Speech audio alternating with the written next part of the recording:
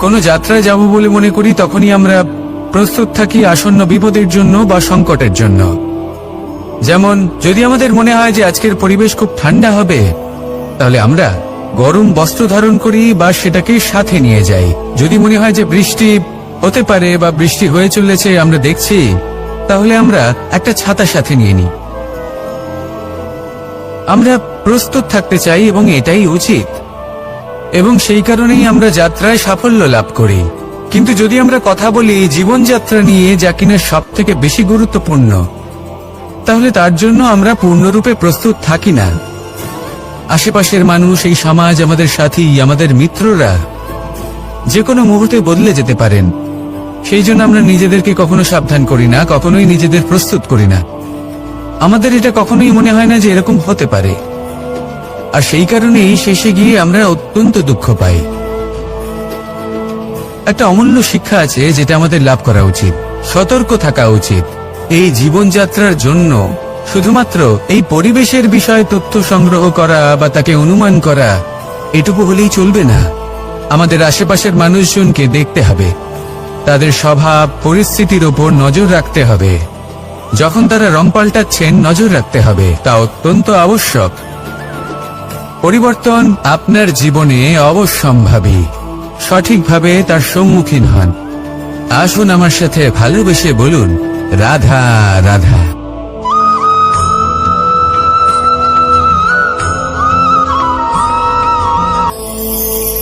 ঈশ্বর আসলে কে? সংসারের বেশিরভাগ মানুষের কাছে ঈশ্বর হলেন এই সংসারের রচয়িতা, পালনকর্তা। কারোর কাছে উনি জ্ঞাতা, কারোর কাছে উনি হলেন আস্থার প্রতীক, আবার কারোর জন্য শুধুমাত্র অন্ধ বিশ্বাস। কিন্তু এই ঈশ্বর কি কোনো শরীর, নাকি একটা বোধ, নাকি শুধুই শ্রদ্ধা?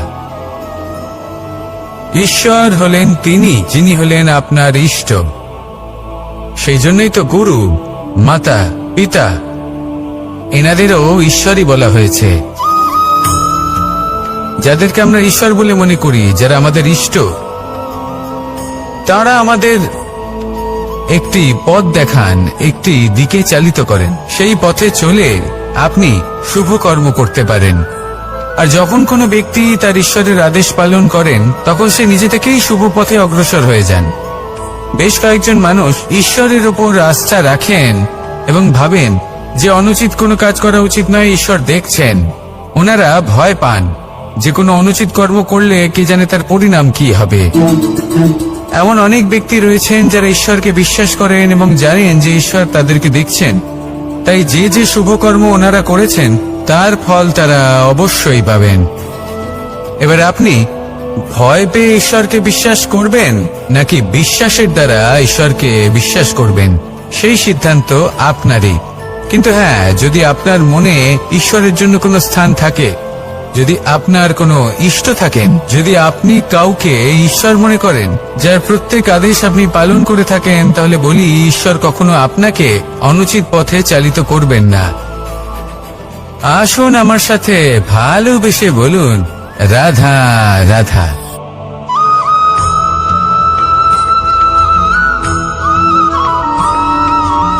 আমি রথে যাত্রা করি, তাতে বারবার পথে থামি আর দেখি যে আমি অনুচিত দিকে যাচ্ছি না তো, আমি উচিত পথেই যাচ্ছি তো। কারণটা কি? কারণ হলো যাতে আমি পথভ্রষ্ট না হয়ে যাই। জীবনযাত্রাতেও এটাই প্রয়োজন। জীবনযাত্রায় ভোগ বিলাসের পথে হারিয়ে যাওয়া খুব সহজ।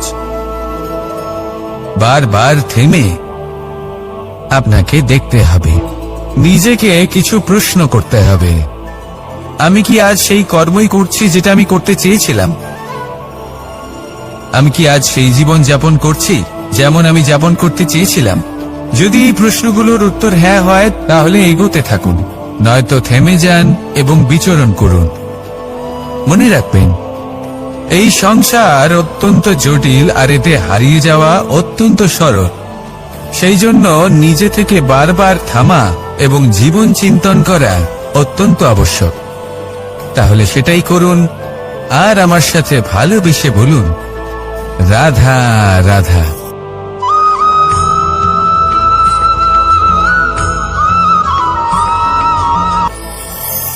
কথায় আছে যে স্বপ্ন এবং লক্ষ্য হলো একটি মুদ্রারই দুটি দিক। যতক্ষণ না স্বপ্ন দেখছেন ততক্ষণ বুঝবেন কি করে আপনার লক্ষ্য কি। স্বপ্ন দেখে যদি নিজের লক্ষ্য বুঝতে পারেন, সেটা পেতে চান, তবেই সেটা লাভ করতে পারবেন।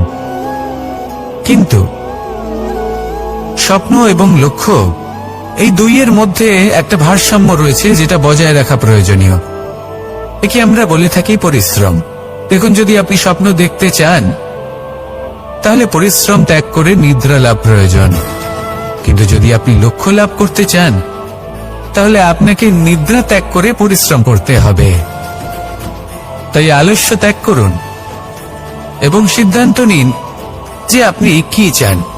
আপনার জীবনের এই তুলাদণ্ডে স্বপ্নের পাল্লা ভারী হওয়া প্রয়োজন নাকি লক্ষ্যের? আমার মতে এই দুইয়ের মধ্যে যদি ভারসাম্য বজায় রাখেন তবে পথ নিজে থেকেই সামনে আসবে। শুধু সেই পথে অগ্রসর হতে থাকুন এবং আমার সাথে ভালোবেসে বলুন, রাধা রাধা।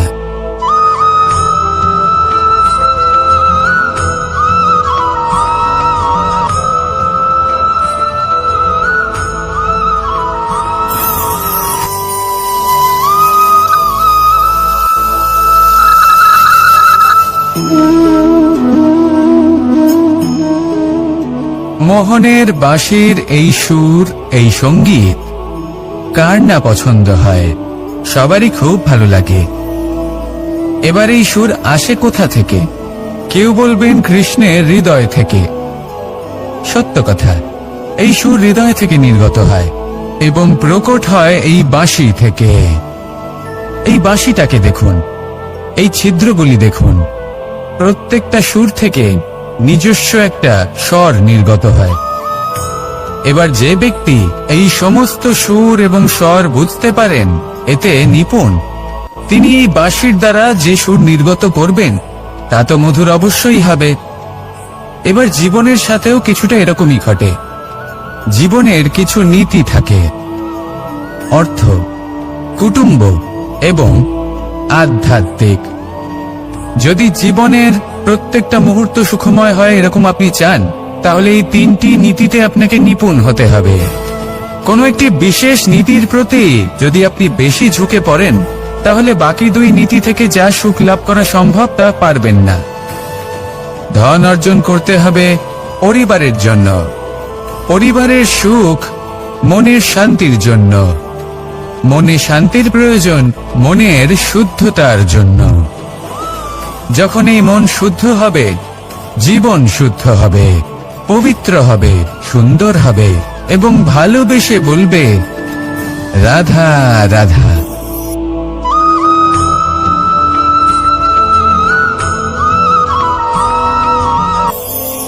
আপনারা সবাই একটা গাছের পাতাকে দেখুন।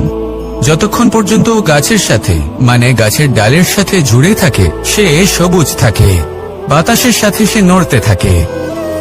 যতক্ষণ পর্যন্ত ও সূর্য থেকে পাওয়া রশ্মির শক্তি গাছে পৌঁছে দেয় ততক্ষণ ও ডালের সাথে যুক্ত থাকে।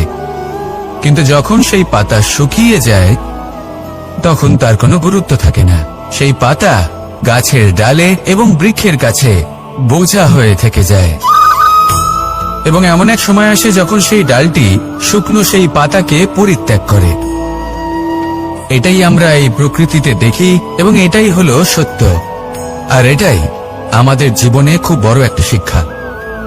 যদি আপনিও নিজের জীবনে নিজের আপনজনদের কাছে বোঝা স্বরূপ হয়ে দাঁড়ান, তাহলে তারা আপনাকে যতই ভালোবাসুক না কেন, ওনারা যদি নাও চান তাহলেও এমন এক দিন আসবে যখন আপনার আপনজন আপনাকে পরিত্যাগ করবে। সেই জন্য সবসময় আত্মনির্ভর হয়ে ওঠার চেষ্টা করুন। নিরন্তর পরিশ্রম করতে থাকুন, কারোর উপর বোঝা হয়ে থাকবেন না, বরং তার সাথে মিলে দায়িত্ব পালন করুন। এমনটা করবেন তাহলে আপনার সম্মানও বজায় থাকবে এবং সম্পর্কের মধ্যে আপনার মূল্য বজায় থাকবে। আসুন আর আমার সাথে ভালোবেসে বলুন, রাধা রাধা।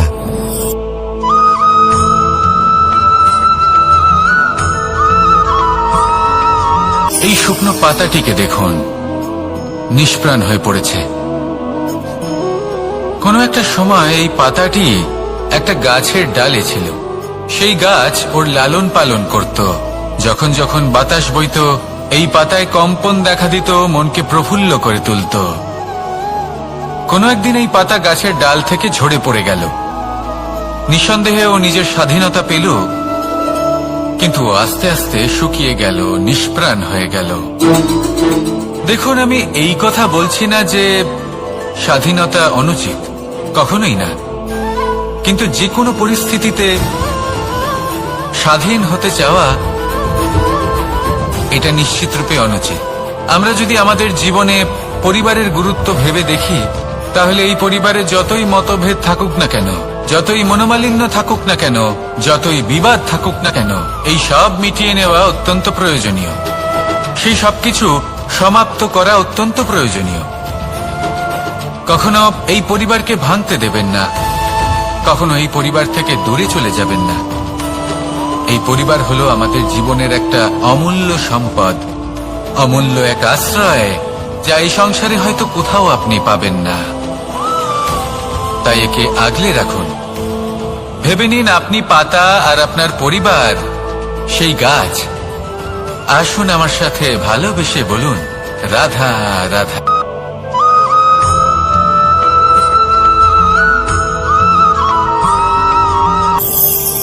প্রেম 2.5 অক্ষর, মাত্র 2.5 অক্ষরের এই শব্দ প্রেম, এর মধ্যে ত্রিলোকের এবং সমগ্র ব্রহ্মাণ্ডের বীজ নিহিত আছে। এমন কি আছে যা এই প্রেম করতে পারে না? যেখানে শক্তি এবং বিদ্যা প্রয়োগ করে আপনি কিছুই করতে পারবেন না, সেটাও প্রেম দ্বারা অর্জন করা সম্ভব। প্রেম চাইলে পাথরেও ফুল ফোটাতে পারে। প্রেম চাইলে ন্যাড়া পাহাড়ের বুক চিরে নদীপথ তৈরি করতে পারে। চাইলে নিরক্ষর ব্যক্তিকে সংসারের শ্রেষ্ঠ জ্ঞানী করে তুলতে পারে। শুধুমাত্র এই প্রেমের জন্য সবার দুষ্টু কানাই ঘনশ্যাম হয়ে উঠেছিল।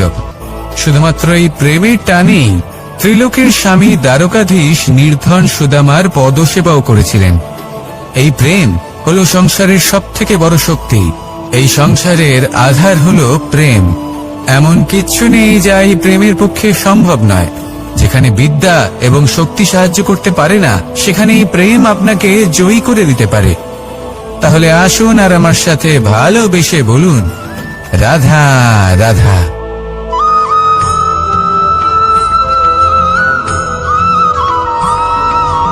দীপাবলি আমাদের সবথেকে বড় উৎসব। শ্রীরাম রাবণকে পরাস্ত করে 14 বছরের বনবাস কাটিয়ে আবার অযোধ্যায় ফিরে এলেন অমাবস্যার রাত্রে। অযোধ্যায় সবাই খুব প্রসন্ন ছিলেন, খুবই উৎসাহিত ছিলেন। অযোধ্যায় সহস্র প্রদীপ প্রজ্বলিত করা হয়েছিল এই উৎসবে। একে আমরা দীপাবলি বলে থাকি। এবার এই বিষয়ে আমরা সকলে জানি। আপনি কি এটা জানেন যে শ্রীরাম বাস্তবে অমাবস্যার 1 রাত আগেই অযোধ্যায় পৌঁছে গেছিলেন? সবার সামনে অমাবস্যার রাতে এসেছিলেন। এর কারণ কি? শ্রীরাম প্রমাণ করতে চেয়েছিলেন যে যে কোনো সময়, দিন হোক বা রাত, শুভ বা অশুভ হয় না। শুভ অশুভ কিছু থাকলে তা হলো মানুষের চিন্তা, তার ভাবনা, তার নির্বাচন আর তার কর্ম। নিজেই দেখে নিন। শ্রীরাম অর্থে দীপাবলি বলা যেতে পারে। তাহলে নিজের পরিবারের সাথে দীপাবলি পালন করুন। আপনাদের শুভেচ্ছা জানাই। আসুন আর আমার সাথে ভালোবেসে বলুন, রাধা রাধা।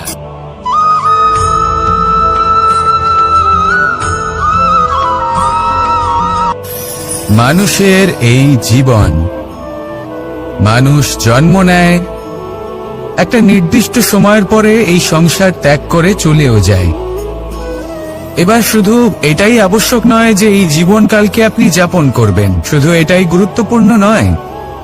আবশ্যক এবং গুরুত্বপূর্ণ হলো এটা যে এই জীবনকালে আপনি এমন কিছু করেন যাতে এই সংসারের মঙ্গল হয়, যাতে এই সংসার আপনাকে মনে রাখে, আপনার থেকে প্রেরিত হয়, আপনার মতো হতে চায়, প্রত্যেক বছর আপনার জন্মতিথির অপেক্ষা করে।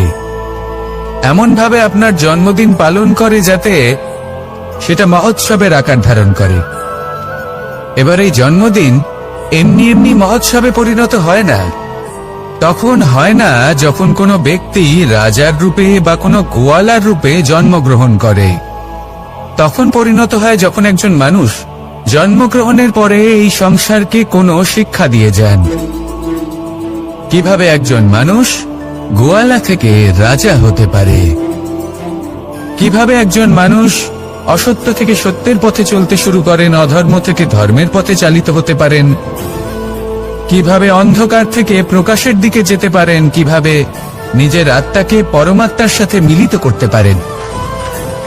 তা সে রামনবমী হোক বা জন্মাষ্টমী হোক, তাদের জীবনের সাথে জড়িত প্রত্যেক মুহূর্ত একটা পরবের আকার ধারণ করে। তাহলে আপনিও এইভাবে নিজের জীবন যাপন করতে থাকুন। এই সংসারে শুধু ভালোবাসা বিতরণ করুন, কিছুটা এমন ভাবে বিতরণ করুন যাতে আপনি এই সংসার থেকে চলে যাওয়ার পরেও এই সংসারে আপনি শুধুই ভালোবাসা বিতরণ করতে পারেন। যদি আপনি এরকম করেন, সংসারকে প্রেরণা দেন, তাহলে আপনার জীবনও রাধা কৃষ্ণের প্রেমের মতোই অলৌকিক এবং দৈব হয়ে উঠবে। আসুন আর আমার সাথে ভালোবেসে বলুন, রাধা রাধা।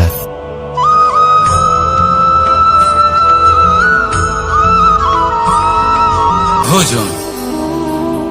এই সংসারে যেই হোক না কেন, কোনো মানুষ হোক, কোনো প্রাণী হোক, কোনো কীট হোক বা কোনো বনস্পতি হোক, প্রত্যেকের জন্য ভোজন অতি আবশ্যক। কারণ ভোজন থেকেই শক্তি পাওয়া যায়, আর সেই শক্তি দিয়েই সংসারের, আমাদের জীবনের সমস্ত কার্য করা যায়। এবার এমন এক ধরনের শক্তি হয় যা শীতের ঋতুতে সূর্য থেকে আমরা পেয়ে থাকি, আর আরেক ধরনের উত্তাপ হয় যা দিয়ে ভোজন রান্না করা হয়, সুস্বাদু নানান ধরনের ভোজন। এবার অত্যন্ত গুরুত্বপূর্ণ হলো যে ব্যক্তি সেই ভোজন বানাচ্ছেন তার মানসিক পরিস্থিতি এবং সেই ব্যক্তি যিনি ভোজন গ্রহণ করছেন তার মানসিক অবস্থা।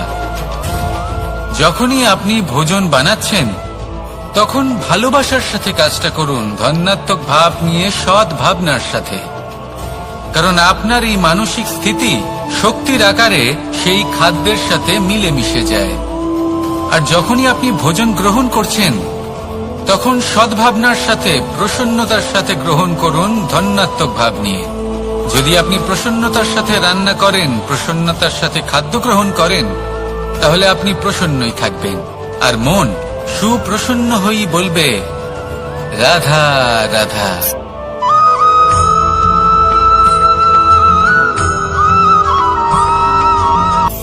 কথায় আছে সংসারে নাকি সকল রোগের ওষুধ আছে। যদি আপনি নিজের শরীরকে ভালোবাসেন তাহলে ব্যায়াম করুন, যদি নিজের নিঃশ্বাস প্রশ্বাসকে ভালোবাসেন তাহলে প্রাণায়াম করুন, যদি আপনি নিজের আত্মাকে ভালোবাসেন তাহলে ধ্যান করুন। কিন্তু যদি আপনি নিজের জীবনকে, পরমাত্মাকে ভালোবাসেন তাহলে সকলকে ভালোবাসতে থাকুন। এই ভালোবাসা অত্যন্ত গুরুত্বপূর্ণ এবং আবশ্যক। ভালোবাসার থেকে ভালো না কোনো ওষুধ আছে, না আছে কোনো আসন। এর থেকে ভালো না কোনো ব্যায়াম আছে, আর না কোনো প্রাণায়াম। এই ভালোবাসা বড় বড় সমস্যারও সমাধান করতে পারে। ভালোবাসা বড় বড় বিপদকে আপনার থেকে দূর করতে পারে। এই ভালোবাসাই আপনাকে জীবনে বাঁচতে শেখায়, কারণ ভালোবাসাই হলো জীবনের আসল সত্য। তাহলে আসুন আর আমার সাথে ভালোবেসে বলুন, রাধা রাধা।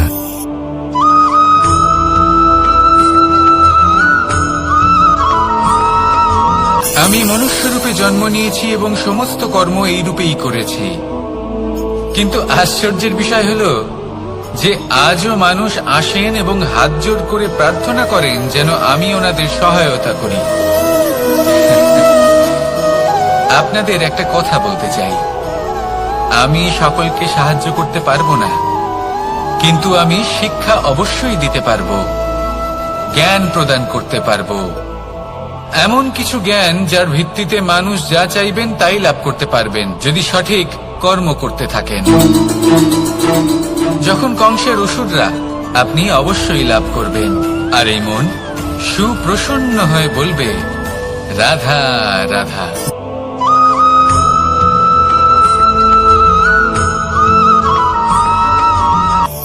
অর্থ, দ্বিতীয় পুরুষার্থ। এই অর্থ বলতে বেশিরভাগ মানুষই ধন মনে করেন, কিন্তু যদি অর্থের তাৎপর্য শুধুমাত্র ধন হয় তাহলে তা কিন্তু অত্যন্ত অনর্থকারী। তাহলে অর্থের অর্থ কি? অর্থ সেটাই যা আমাদের জীবনের জন্য প্রয়োজনীয়, যা আমাদের সুখ দান করে, শান্তি প্রদান করে, কারণ সেটাই সবথেকে মূল্যবান। মাতা পিতা, বন্ধু, আত্মীয় স্বজন, গুণ, পুণ্য, জ্ঞান, এই সব কিছু মিলে অর্থ তৈরি হয়।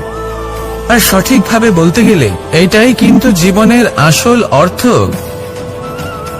তাহলে আসুন আমার সাথে ভালোবেসে বলুন, রাধা রাধা।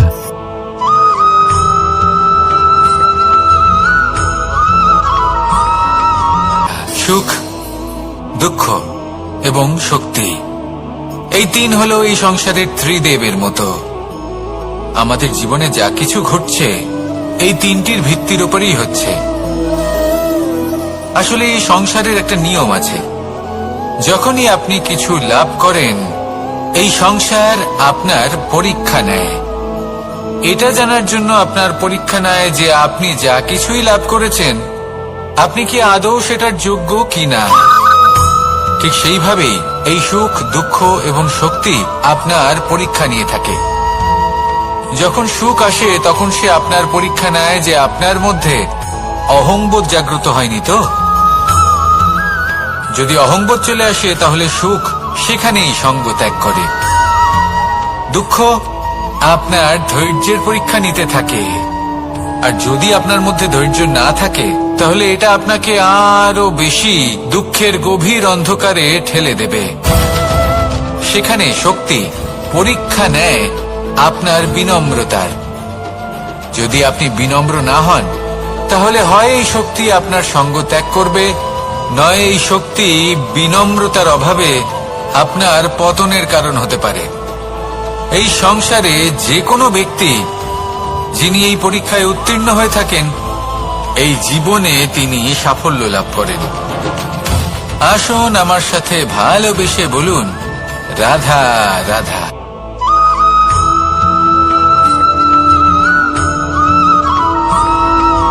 দিশা আমাদের পথ প্রদর্শন করে, আর আমরা এই দিশার মধ্যেও পবিত্র অপবিত্র, শুভ অশুভ জিনিস খুঁজে পাই।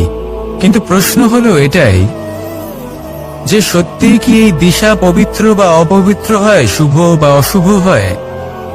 সত্যি কথা বলতে দিশা শুধুই একটা দিক মাত্র, কিন্তু সেই দিকে যে ব্যক্তি থাকেন তার কর্ম হয় শুভ হয় নয় অশুভ হয়।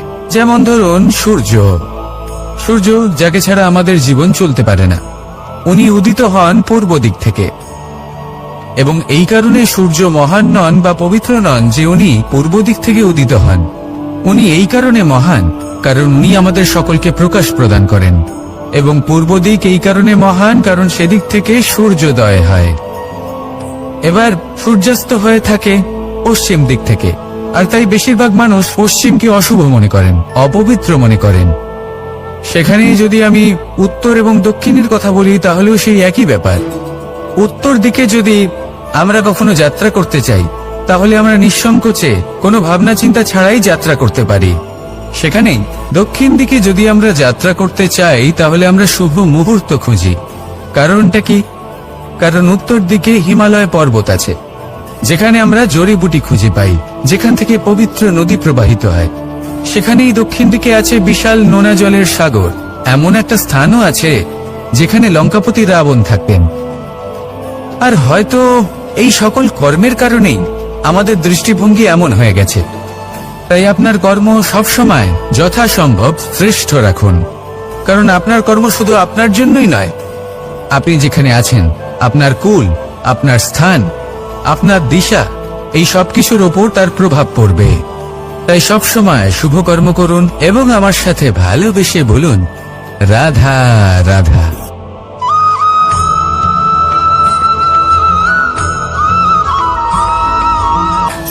একবার একটা শেয়াল বনে বিচরণ করছিল। ও একটা ছোট্ট শাবক দেখতে পেল। ও ভাবলো, আজ একেই আমি খাবার হিসেবে গ্রহণ করব। আশেপাশে দেখলো কেউ দেখছে না, তো কেউ ছিল না, আর সেই শাবকের ওপর আক্রমণ করল, যা হলো একটা ঘোর অপরাধ। বনের নিয়ম অনুসারে আপনি কখনোই শাবকের ওপর আক্রমণ করতে পারেন না। তারপর এই খবরটা যখন রাজা সিংহ জানতে পারলেন, সভার আয়োজন করলেন। কিন্তু সেখানে শেয়াল বলল, আমি তো এরকম কিছু করিনি। কিন্তু যদি আপনি এরকম বলেন, কোনো প্রমাণ দিন, এর কোনো সাক্ষী আছে? তখন রাজা সিংহ পেঁচাকে ডেকে পাঠালেন, যে সেই মুহূর্তে বৃক্ষের শাখার ওপর বসেছিল। সে সব কিছু দেখেছিল। পেঁচা সব সত্যি কথা বলল, আর শেয়ালকে মৃত্যুদণ্ড দেয়া হলো। এবার এই কাহিনী আমি আপনাকে কেন শোনালাম? কারণ মানুষও কখনো কখনো এরকম কর্ম করেন যা শিয়াল করেছে। এটা ভাবেন কেউ দেখছে না, যখন আমি অনুচিত কর্ম করতেই পারি। কিন্তু না, আপনি যাই করুন না কেন, কেউ না কেউ অবশ্যই তা দেখছে। কোনো ব্যক্তি না হলেও কোনো প্রাণী, না হলে কোনো যক্ষ বা দেব বা প্রেত। যদি এনারা কেউ না দেখেন, তাহলে ধরিত্রী মাতা দেখেন, যেখানে দাঁড়িয়ে আপনি সেই কর্ম করছেন, তাই না? তাই একটা কথা সবসময় মনে রাখবেন, কে দেখছেন কে দেখছেন না সেই বিষয়ে ভাবা ছেড়ে দিন। এটা খুব সহজ কথা। আপনি যদি উচিত কর্ম করেন, উচিত ফল পাবেন। যদি অনুচিত কর্ম করেন, তাহলে আপনি অনুচিত ফল অবশ্যই পাবেন। সেই জন্য উচিত পথে চলতে থাকুন, উচিত কর্ম করতে থাকুন, আর আমার সাথে ভালোবেসে বলুন, রাধা রাধা।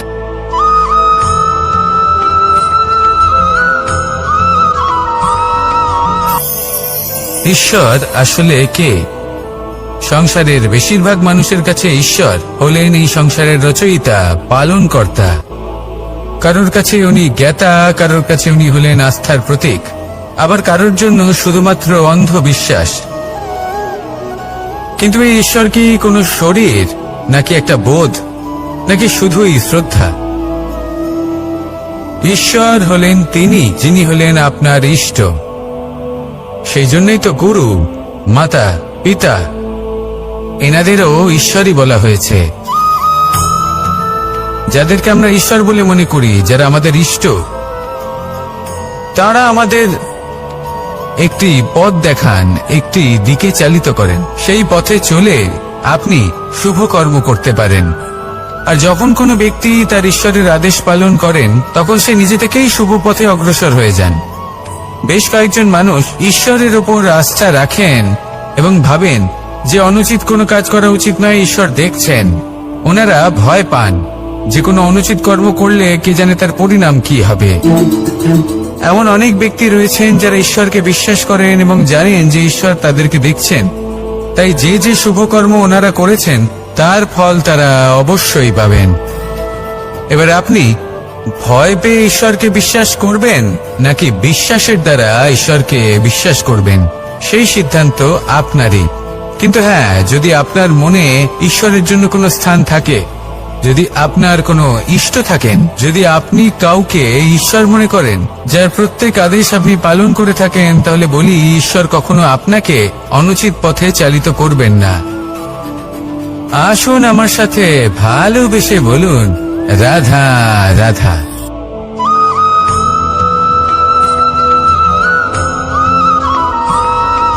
মানুষ যখন এই সংসারে প্রবেশ করে, অর্থাৎ জন্মগ্রহণ করে, তখন নিশ্চিন্তে থাকে, আনন্দে থাকে। কিন্তু যেই মাত্র তার মধ্যে বোধশক্তি আসে, তখন সে চিন্তা করতে শুরু করে। চিন্তা ভবিষ্যতের, সেই সমস্ত বিষয় নিয়ে চিন্তা করে যা ওর হাতে নেই। তারপর বড় হয়, বিবাহ সম্পন্ন হয়, গৃহস্থ জীবন যাপন করে, তারপর আবার চিন্তায় মগ্ন হয়ে যায়। ভাবে, এই যে আমার পরিবার, আমি কি ঠিকমতো তার খেয়াল রাখতে পারছি? কাল যখন আমি এই সংসার থেকে চলে যাব, তখন আমার এই পরিবারের দেখাশোনা কে করবে? শেষ পর্যন্ত এই পরিবার তো আমারই উত্তরদায়িত্ব। যাক, আপনাকে একটা প্রশ্ন করি। এই সংসারে আসার পূর্বে আপনি কি এই প্রশ্ন করেছিলেন? এটা ভেবেছিলেন যে আমাকে ছাড়া এই সংসার কিভাবে চলবে? করেননি, তাই তো? তাই আপনার এটা নিয়ে দুশ্চিন্তা করার প্রয়োজন নেই যে আপনি যখন এই সংসার ত্যাগ করে চলে যাবেন তখন কি হবে। আপনি যখন ছিলেন না, তখনও এই সংসার চলছিল। আপনি যখন এই সংসার ত্যাগ করবেন, তখনও এই সংসার চলতে থাকবে। যদি কোনো বিষয়ের প্রভাব থাকে তা হলো আপনার আজকের তথা বর্তমানের কর্ম, অর্থাৎ আজ আপনি কি করছেন, কার জন্য মঙ্গল করছেন, কাকে প্রেরণা দিচ্ছেন, কাকে সাহায্য করছেন, কোন উদাহরণ প্রস্তুত করছেন। আপনি এই সংসারে যে ছবি অঙ্কন করবেন, সংসার সেটাই মনে রাখবে। তাহলে শুধু সৎকর্ম করুন, মঙ্গল করতে থাকুন, আর আমার সাথে ভালোবেসে বলুন, রাধা রাধা।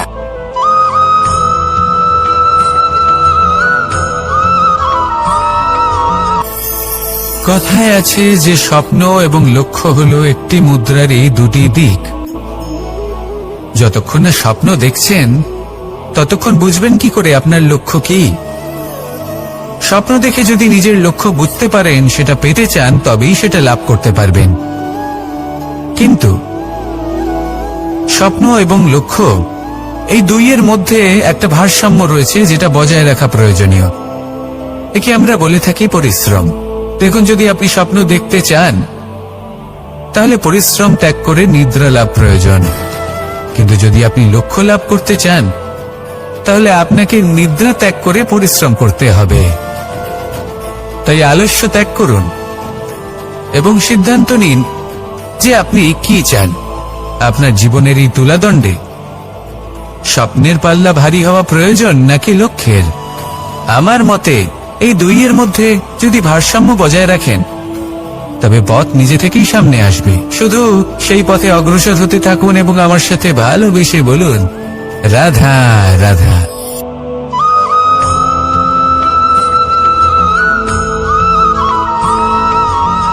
সংসারে আমাদের জীবনে যখন কোনো সুখ বা দুঃখ আসে, তার জন্য আমরা কাউকে না কাউকে অবশ্যই দায়ী করে থাকি, তাই না? এই ব্যক্তি আমাদের সাথে এরকম কাজ করেছেন, তাই আমার সাথে এমন হলো।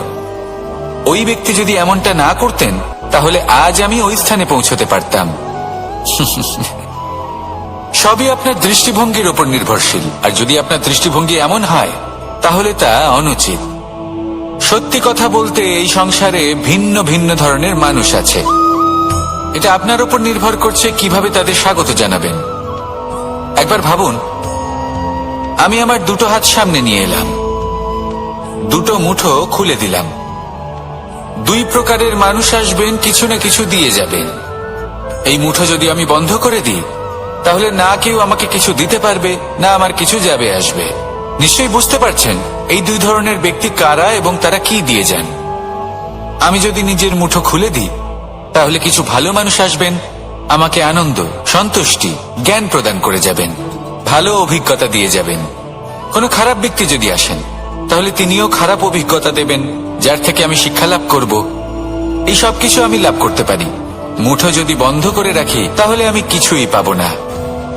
দেখুন, এই সংসারে প্রত্যেকের জীবনে এইরকম। প্রত্যেকের জীবনে সবকিছুই আছে, ভালো খারাপ দুই মানুষই আছে, ভালো অভিজ্ঞতা আছে, খারাপ অভিজ্ঞতা আছে। নির্ভর করছে আপনার উপর যে আপনি কি করবেন, এনাদের স্বাগত কিভাবে জানাবেন, কার থেকে কি বুঝবেন, কি শিখতে পারবেন, আর কোন দৃষ্টিভঙ্গি নিয়ে অগ্রসর হবেন। এটাই নির্ধারণ করবে যে আপনার জীবন কেমন হবে। আসুন আমার সাথে ভালোবেসে বলুন, রাধা রাধা।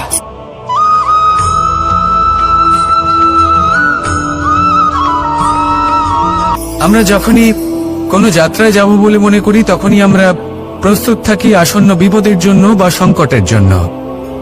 যেমন যদি আমাদের মনে হয় যে আজকের পরিবেশ খুব ঠান্ডা হবে তাহলে আমরা গরম বস্ত্র ধারণ করি বা সেটাকে সাথে নিয়ে যাই। যদি মনে হয় যে বৃষ্টি হতে পারে বা বৃষ্টি হয়ে চলেছে আমরা দেখছি, তাহলে আমরা একটা ছাতা সাথে নিয়ে নিই। আমরা প্রস্তুত থাকতে চাই এবং এটাই উচিত, এবং সেই কারণেই আমরা যাত্রায় সাফল্য লাভ করি। কিন্তু যদি আমরা কথা বলি জীবনযাত্রা নিয়ে, যা কিনা সব থেকে বেশি গুরুত্বপূর্ণ, তাহলে তার জন্য আমরা পূর্ণরূপে প্রস্তুত থাকি না।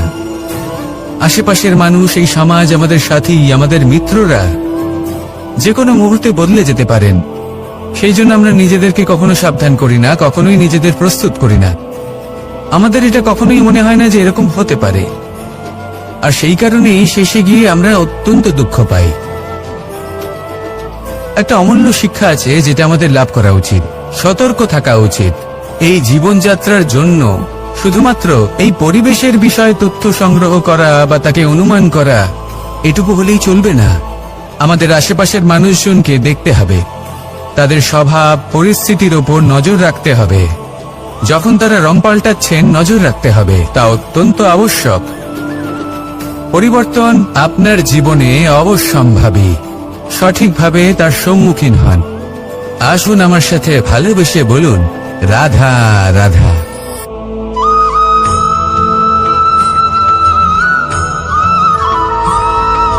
জীবনে যখন কোনো ব্যক্তি নিজের লক্ষ্য প্রাপ্তির জন্য নিরন্তর পরিশ্রম করতে থাকেন, চেষ্টা করতে থাকেন, তখন তিনি কষ্ট অনুভব করেন, কখনো শারীরিক কষ্ট, কখনো মানসিক কষ্ট। এবার উনি এটা ভাবতে থাকেন যে আমি কি উচিত করছি নাকি অনুচিত করছি। কারণ অন্যদিকে এমন একজন ব্যক্তিও আছেন যিনি একদমই পরিশ্রম চেষ্টা করছেন না। তিনি মদিরা পান করেন, বিলাসিতায় জীবন কাটান, অলস প্রকৃতির হয়ে ওঠেন, নিদ্রাতে বিলীন হয়ে থাকেন আর ভাবেন যে তিনি সুখ লাভ করছেন। কিন্তু এরকম কেন হয়? কারণ যখন আমরা সৎ পথে থাকি, উচিত পথে চলি, লক্ষ্য প্রাপ্ত করার জন্য চেষ্টা করতে থাকি, তখন আমাদের ভেতরে থাকা নেতিবাচক শক্তি এবং পাপ এই দেহকে ত্যাগ করে দেয়। আর এই অনুভূতিটাই আমাদের দুঃখের অনুভূতি দেয়, কষ্ট দেয়। এবার সেখানে যদি আমরা কুপথে চলি, অনুচিত পথে চলতে থাকি, তাহলে আমাদের ভেতরে থাকা পুণ্য এবং ধনাত্মক শক্তি আমাদের দেহ ত্যাগ করে দেয়। আর এই অনুভূতির কারণেই আমরা সুখ অনুভব করি। কিন্তু কখনো ভাববেন যে এই সুখ বেশি সময় পর্যন্ত থাকে না। সেই জন্য সবসময় মনে রাখবেন, যদি আপনি জানেন যে এটাই আপনার লক্ষ্য, এটাই উচিত পথ, শুভ পথ, তাতে নিরন্তরভাবে এগিয়ে যেতে চেষ্টা করতে থাকুন। এই কষ্ট আপনাকে সুখের পরাকাষ্ঠায় কখন পৌঁছে দেবে তা আপনি জানতেই পারবেন না। আসুন আমার সাথে ভালোবেসে বলুন, রাধা রাধা।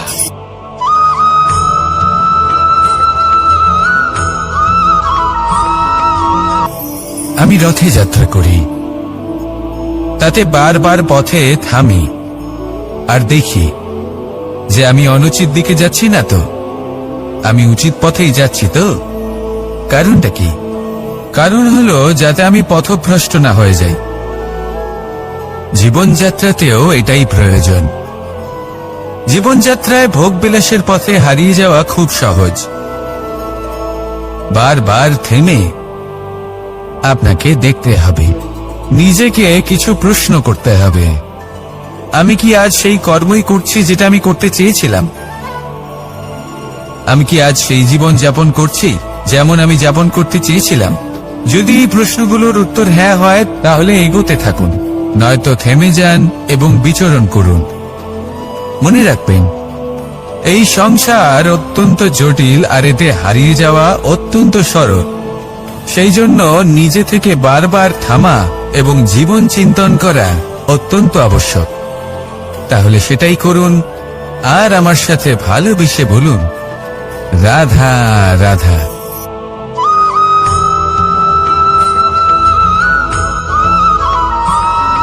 প্রত্যেক মানুষ নিজের জীবনে হীরক তথা হিরে এবং দর্পণ এই দুই দেখেছেন।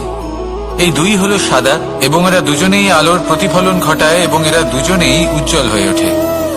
আপনি হয়তো মনে মনে ভাবছেন যে এটা কি ধরনের তুলনা করছি। একটা হিরে তো রত্ন, তার মূল্য দর্পণের থেকে অনেক গুণ বেশি। কিন্তু হিরে থাকাতে দর্পণের মূল্য কিন্তু কোনো অংশে কমে যায় না, তাই না? মানুষ যখন হিরে নিজের হাতে নেয় তখন সবার আগে কি খোঁজে? দর্পণ, যাতে তার মধ্যে দিয়ে দেখে সে বুঝতে পারে যে সেই হিরে আদৌ তার শোভাবর্ধন করছে কিনা, তাকে ভালো দেখাচ্ছে কিনা, প্রসাধনের জন্য সেটা ব্যবহার করা ঠিক হবে কিনা। অর্থাৎ হীরের উপস্থিতিতে দর্পণের গুরুত্ব কম হলো না, দর্পণের কারণে হীরের মূল্য বোঝা গেল। আমাদের জীবনেও ঠিক এরকমই ঘটে। আপনারা যদি সংসারে নিজের আশেপাশে দেখেন, এমন অনেক মানুষ দেখতে পাবেন যারা নিজেদের ক্ষেত্রে মহান স্থানে পৌঁছেছেন, নিপুণ এবং শ্রেষ্ঠ হয়েছেন। আর তাদের মধ্যে আপনার নিজের মনে হয় যেন আপনি হলেন দর্পণ। নিজেকে ছোট মনে করবেন না। আপনার মূল্য কম হচ্ছে না, আপনার নিজস্ব মূল্য আছে। আর যদি আপনার অস্তিত্ব না থাকে, তাহলে ওনাদের অস্তিত্বের মূল্য সংসার বুঝতেই পারবে না। জীবনে সবসময় চেষ্টা করবেন যাতে আপনি আরো বেশি শ্রেষ্ঠ হয়ে উঠতে পারেন। আপনি নিজে যে স্থানে আছেন সেটাকে ছোট মনে করবেন না, তারও নিজস্ব একটা মূল্য আছে। যদি আপনি হিরে হয়ে থাকেন তাহলে অহংকার করবেন না, যদি আপনি দর্পণ হয়ে থাকেন তাহলে নিজেকে ছোট মনে করবেন না। আসুন আর আমার সাথে ভালোবেসে বলুন, রাধা রাধা।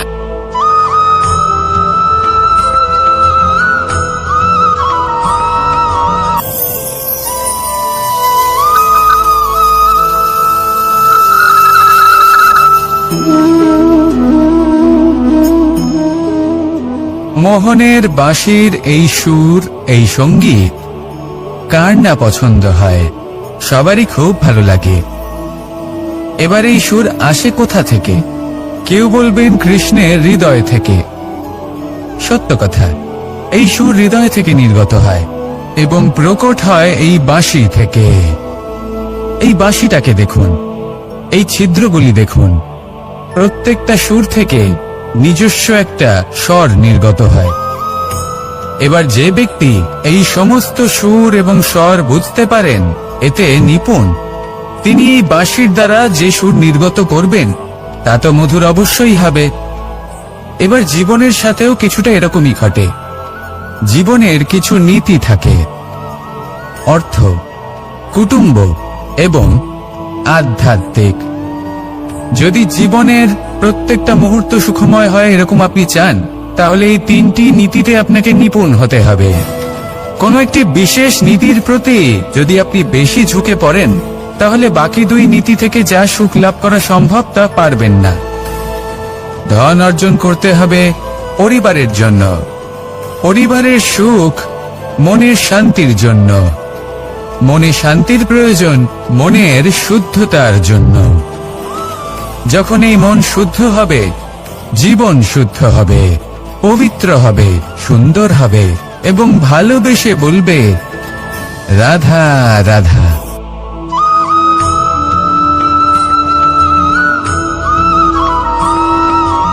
মানুষ জন্মগ্রহণ করে, তার সাথে ভয়েরও জন্ম হয়।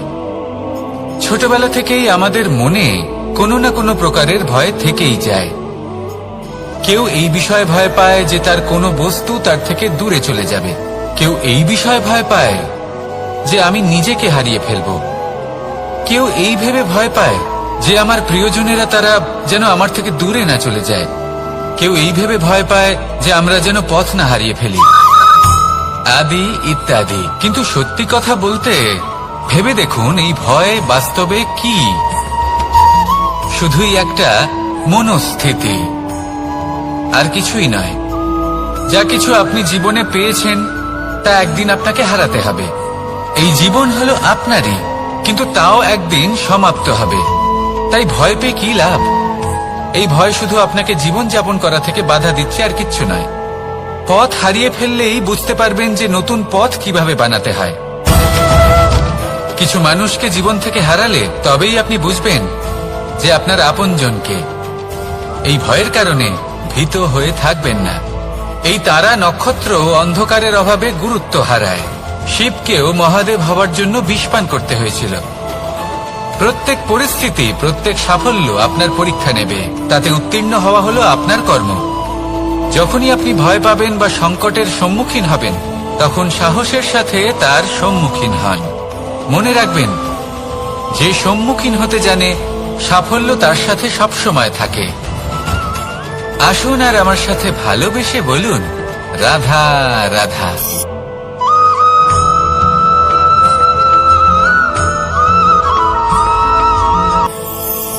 দেখুন, এটা তো সবাই করে থাকেন। ধনের কামনা করা, ধন অর্জন করা, ঈশ্বরকে ধন্যবাদ জানানো, সবাই করেন, কিন্তু ফল সবাই পান না। কারণ বেশিরভাগ মানুষই পেছনে ফিরে তাকিয়ে এটা ভাবেন যে আমরা তো জীবনটা যাপনই করলাম না। এই জীবনে সবকিছু আছে, সম্পত্তি আছে, স্বাচ্ছন্দ্য আছে, সাফল্য আছে, শুধু সুখ আর শান্তি নেই। এবার এরকমটা কেন হয়? এর পেছনে কারণটা কি? কারণ হলো এটাই যে জীবনে বাঁচার যে বিধি আপনি নির্বাচন করেছেন তা কিছুটা অনুচিত। জীবনে কিভাবে বাঁচা উচিত, জীবনযাপন কিছুটা রীতি মেনে করা উচিত। অর্থাৎ সবাইকে ভালোবাসুন, কারোর সাথে ছলনা করবেন না, সম্পর্ক গড়ে তুলুন, তা পালন করুন। যদি ধন অর্জন করতে চান তাহলে নীতি মেনে করুন, ভেবেচিন্তে পরিকল্পনা করে। আবার বলবো, কারোর সাথে কোনো ছলনা নয়, কোনো অনুচিত কর্ম করবেন না ধন অর্জন করার জন্য। আর যদি ঈশ্বরকে ধন্যবাদ জানাতে চান তাহলে প্রীতি দ্বারা করুন। আর যে ব্যক্তি রীতি, নীতি আর প্রীতি এই তিনটি ভাব বুঝে উঠতে পারে এবং তা আত্মসাৎ করে নিতে পারে, তার অতীত, ভবিষ্যৎ এবং বর্তমানকাল সবকিছু সংযত হয়। আপনি কিভাবে জীবনযাপন করতে চান, কিভাবে ধন অর্জন করতে চান, ঈশ্বরকে ধন্যবাদ জানাতে চান, নির্বাচন আপনার। আসুন আমার সাথে ভালোবেসে বলুন, রাধা রাধা।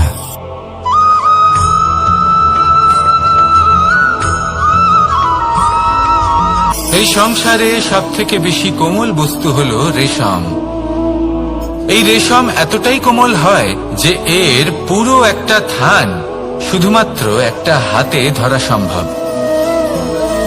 কখনো ভেবে দেখেছেন এই রেশম কিভাবে হয়? একটি কীট তার লালার দ্বারা উৎপন্ন হয়। এই কীট সেই রেশমকে পাক দিতে থাকে, পাক দিতেই থাকে আর আস্তে আস্তে তার মধ্যেই জড়িয়ে পড়ে। শেষে ওর এই সুন্দর অমূল্য সৃষ্টি রেশমের এই সুতো তার নির্মাণ কার্য পূর্ণ হয়, কিন্তু তাতেই ও নিজে বন্দী হয়ে যায়। নিজেরই মায়াজালের এই বন্দী গৃহে নিজেই ফেঁসে যায়। এবার এই সুতোকে ব্যবহারযোগ্য করে তোলার জন্য এই কীটগুলিকে এই কবচের সাথেই ফুটন্ত জলে ফেলে দেওয়া হয়। এই সংসারে যদি আমাদের স্বপ্ন এই সংসারের দুঃখ হরণ করার জন্য, এই সংসারে সুখ বিতরণ করার জন্য হয়, তবেই আমাদের প্রগতি সম্ভব। যদি আমাদের এই স্বপ্ন শুধুই আমাদের এবং আমাদের স্বার্থ সিদ্ধির জন্য হয়, তাহলে এই স্বপ্ন আমাদের অন্ধ করে দেবে, আমাদের অন্ধকারের পথে নিয়ে যাবে, আর আমরাও সেই কীটের মতো হয়ে যাব। নিজেদেরই মায়াজালে আমরা নিজেই ফেঁসে যাব, আর শেষে আমরা যদি কিছু লাভ করি তা হবে একাকিত্ব, অন্ধকারময় মৃত্যু। তাই স্বপ্ন অবশ্যই দেখুন, কিন্তু এমন ভাবে স্বপ্ন দেখবেন না যে তার এই বন্দিগৃহে আপনি নিজেই ফেঁসে গেলেন। স্বপ্ন দেখুন পরোপকারের, পরমার্থের, সবাইকে উদ্ধারের, অন্ধকারের নয়। তবেই কল্যাণ হবে, আর তবেই হৃদয় প্রসন্ন হয়ে বলবে, রাধা রাধা।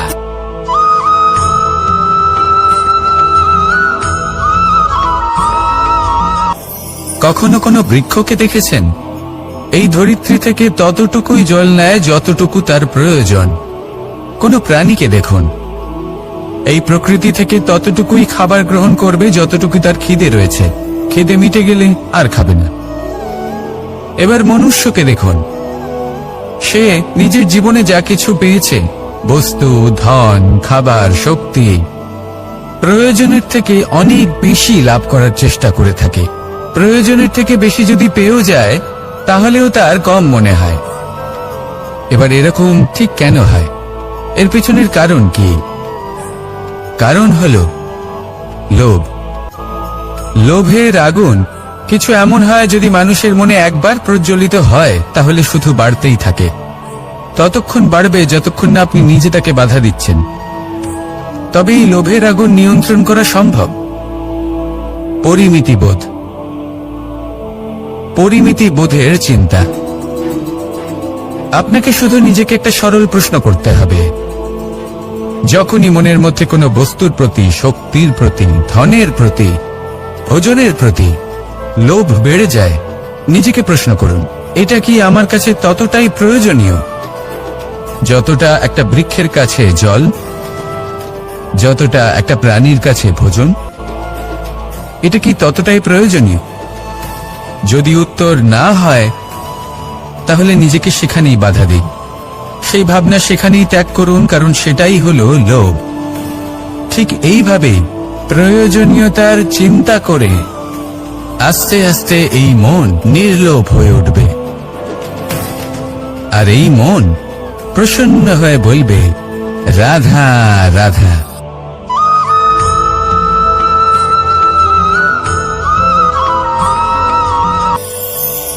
মানুষ যখনই কোনো কাজ করেন তখন ওনার মনে একটা প্রশ্ন অবশ্যই আসে যে এই কাজের পরে লোকে নিন্দা করবে নাকি প্রশংসা করবে। এই বিষয়ে ভাবতে ভাবতে ওনারা এটা বুঝতে ভুলে যান যে নিন্দা এবং প্রশংসার বিষয় ভেবে ওনারা নিজেদের একাগ্রতা এবং সমর্পণ দুটোই হারিয়ে ফেলেন। নিন্দা হবে ভেবে ভয় পাওয়ার কি প্রয়োজন? নিন্দাতে অনুচিত কি আছে? উচিত দৃষ্টিভঙ্গি দিয়ে ভেবে দেখুন। নিন্দা এবং প্রশংসা এই দুটোই হলো অনিবার্য। নিন্দা যখনই হয় তখন যে যাই বলুক না কেন, আপনি একটা সুযোগ লাভ করেন, একটা সুযোগ নিজের ভুল বুঝতে পারার, সেটা শুধরে নিতে পারেন, নিজের পথ বদলে নিতে পারেন আর সাফল্যের পথে অগ্রসর হতে পারেন। একটা শিক্ষা পাওয়া যায় এই নিন্দা দ্বারা। আর যখন প্রশংসা লাভ হয় তখন আমাদের মন আনন্দে ভরে ওঠে।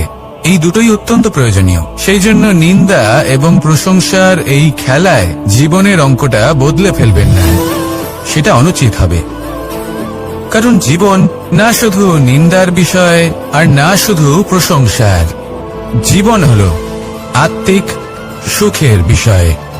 যখন আপনি কোনো শ্রেষ্ঠ কাজ করেন, আপনার মন আপনাকে বলে দেবে যে আজ আপনি কোনো শুভ কাজ করেছেন। সেটাই হলো আত্মিক সুখ, এটাই হলো জীবন। তাই নিন্দার মাধ্যমে যে দুঃখ জীবনে আসে বা ফেলে আসা অতীতের জন্য আপনার জীবনে যে দুঃখ আসে, সেগুলো ভাবা বন্ধ করে দিন আর কর্ম করুন এই বর্তমানের জন্য, আগামী ভবিষ্যতের জন্য। আসুন আমার সাথে ভালোবেসে বলুন, রাধা রাধা।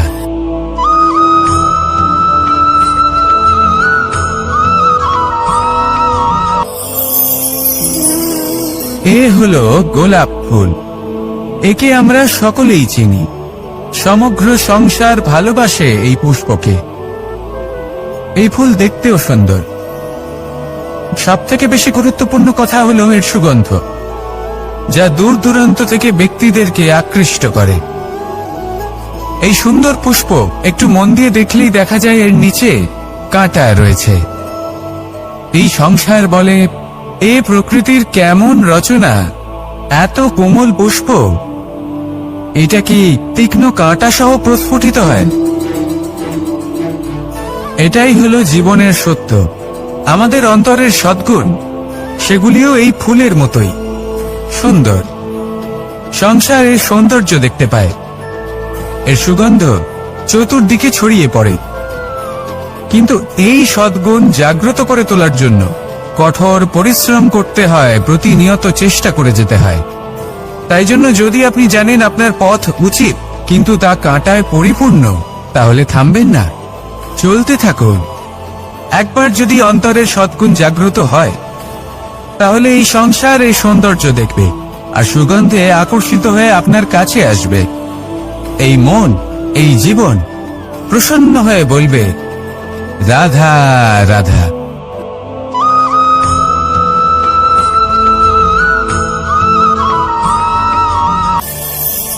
প্রত্যেকটি মানুষ জীবনে কখনো না কখনো এই কথাটা নিশ্চয়ই শুনেছেন যে ভাগ্যের থেকে বেশি আর সময়ের পূর্বে কিছুই পাওয়া যায় না। আর এটা সত্যিও বটে, কিন্তু এর থেকেও বড় একটা সত্যি আছে, আর সেটা হলো যে আপনি নিজেই নিজের ভাগ্য রচনা করতে পারেন নিজের কর্মের দ্বারা। যেমন ধরুন, যদি আপনার ভাগ্যে কোনো জিনিস না থাকে তাহলে সেটা এসেও চলে যাবে, আর যদি ভাগ্যে কিছু থাকে তাহলে তা নিজেই আসবে, যদি আপনি সেই কর্ম করেন। যেমন ধরুন পাণ্ডবরা, ওনাদের জীবন কি ছিল, ওনাদের সাথে কি হয়েছিল? ওনাদের পিতা বনবাসী হয়েছিলেন, অকাল মৃত্যু লাভ করেছিলেন, এবার এটাই যদি ওনারা নিজেদের ভাগ্য বলে মেনে নিতেন আর কিছুই না করতেন, তাহলে মহাভারতের সেই যুদ্ধে জয়লাভ করে সমস্ত ভূমণ্ডলের স্বামী কি করে হয়ে উঠতেন? অর্থাৎ হতে পারে সিংহ বনের রাজা, কিন্তু শিকার নিজে পায়ে হেঁটে তার কাছে আসে না। সেই ভোজন লাভ করার জন্য সিংহকে কর্ম করতেই হয়। তাহলে আপনার ভাগ্যে যেটা আছে সেটা আসবে, কিন্তু কর্মের জোরে আসবে। তাই কর্ম করতে থাকুন আর আমার সাথে ভালোবেসে বলুন, রাধা রাধা।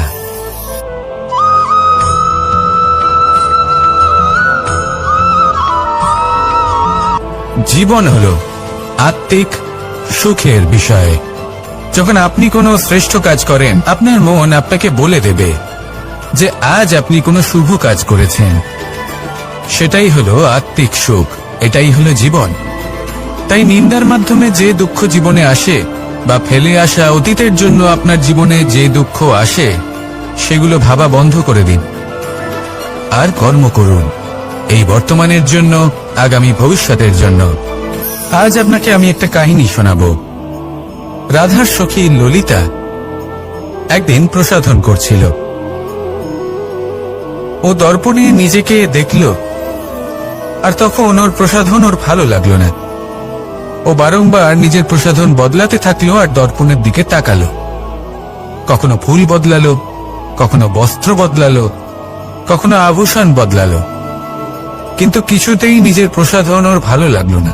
ওর মনে হতে লাগলো যেন ওর রূপ ওকে ত্যাগ করেছে। ও এই কথা রাধাকে বলল।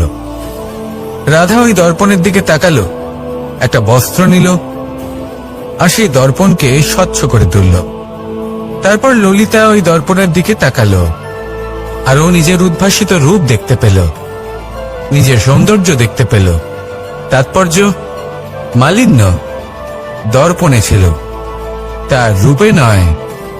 ঠিক সেইভাবেই এই দর্পণের মতোই হলো আমাদের মন। যদি এতে মালিন্য থাকে, তাহলে এই সংসারের সবকিছুই মলিন বলে মনে হবে। আপনি যদি এই সংসারের সৌন্দর্য দেখতে চান, এই সংসারে শুভ কি সেটা জানতে চান, তাহলে নিজের মনকে স্বচ্ছ করে তুলুন। আসুন আমার সাথে ভালোবেসে বলুন, রাধা রাধা।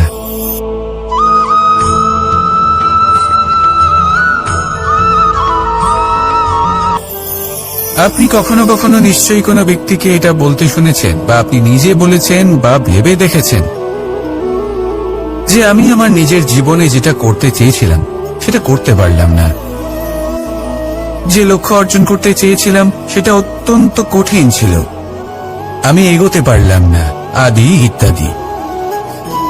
আমরা সবাই কখনো না কখনো ভাবি যে লক্ষ্য আমরা নির্ধারণ করেছি সেটা আমাদের পক্ষে অত্যন্ত কঠিন, প্রায় অসম্ভব। আমাকে বলুন, যে প্রত্যেকটা বস্তু বা সাফল্য যা কিছু আপনি কামনা করেছেন, কোনটাই কি সরল ছিল? নির্বাচনের সময় সেটা সরল ছিল না, সেই জন্যই আপনি সেই লক্ষ্যটা নির্বাচন করেছেন। কারণ সংসারের যে কোনো বস্তু বা কোনো সাফল্য যদি খুব সহজে পাওয়া যায় বা কম চেষ্টা করেই লাভ করা যায়, সেটা আমাদের ততটা সন্তুষ্ট করে না। সেই জন্য আমরা জেনে বুঝেই কঠিন লক্ষ্য নির্বাচন করি, কারণ সেই লক্ষ্য আমাদের প্রতিস্পর্ধা এবং সংঘর্ষের সম্মুখীন করে, যা সম্মুখীন হয় অগ্রসর হওয়ার পরে আমরা আরো বেশি শ্রেষ্ঠ হয়ে উঠি।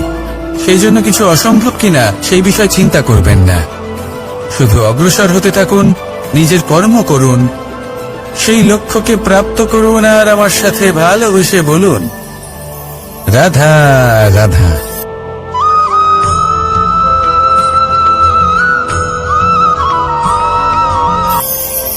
ঈশ্বর আসলে কে?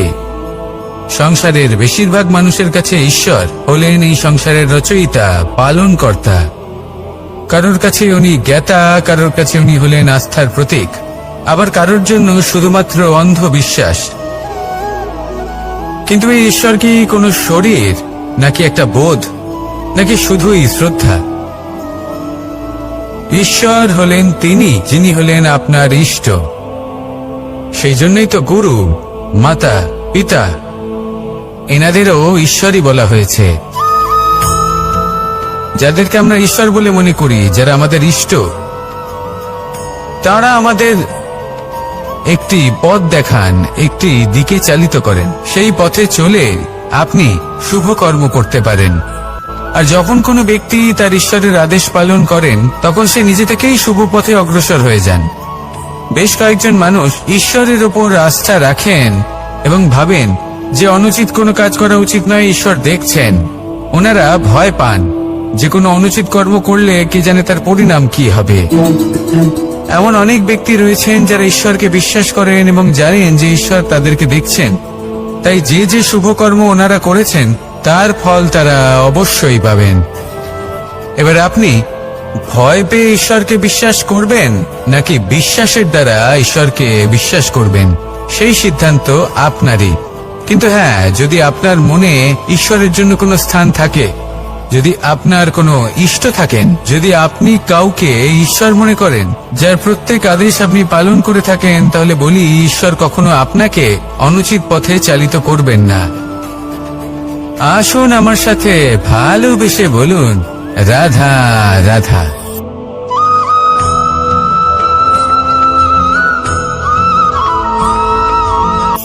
এটা কোনো এক সময়ের ঘটনা। মাটির নিচে ছিল জল, আর মাটির ওপর ছিল একটা বৃক্ষ, আর সেই বৃক্ষে ছিল একটা পাতা যা আকাশকে স্পর্শ করত। যখনই কোনো ব্যক্তি আসতেন, সেই পাতাকে দেখে তার প্রশংসা করতেন। তাই বলে, আকাশে সোনার মেঘ কত ছবি আঁকে, আপনার নাম কবু লিখে নাহি রাখে। অর্থাৎ প্রতিনিধি ওই বৃক্ষের পাতাকেই মনে করা হতো, সব প্রশংসা ওই পাতাকেই করা হতো। যেখানে চোখের আড়ালে থাকা সেই জল মাটির নিচে থেকে নিঃস্বার্থভাবে নিজের কাজ করে যেত, সেই বৃক্ষকে শক্তি প্রদান করত। কয়েকদিন পরে সেই পাতার অহংকার হতে শুরু করল। সে ভাবতে শুরু করলো যে আমিই হলাম এই জলের অস্তিত্ব, আমি আছি সেই কারণেই এই জলের কথা স্মরণ করা হয়। আর কিছুদিন পরে সেই বৃক্ষ সেই জল শোষণ করা বন্ধ করে দিল, এবং সর্বপ্রথম মৃত্যু হলো সেই পাতার। সেই পাতা যা আকাশকে স্পর্শ করছিল তা ঝরে মাটিতে পড়ে গেল। আর প্রত্যেক ব্যক্তি তার ওপর দিয়ে হেঁটে চলে যেত, তাকে দেখে আর কেউ প্রশংসা করত না। সেই জন্য জীবনে কখনো অহংকার করবেন না, বিশেষ করে তাদের কখনো অহংকার প্রদর্শন করবেন না যাদের কারণে আপনি সাফল্য লাভ করেছেন, যারা আপনার জীবনের আধার। চিরকাল তাদের প্রতি কৃতজ্ঞ থাকুন, তাদের সাথে সম্পর্ক বজায় রাখুন, তাদের সাহায্য করুন, আর আমার সাথে ভালোবেসে বলুন, রাধা রাধা।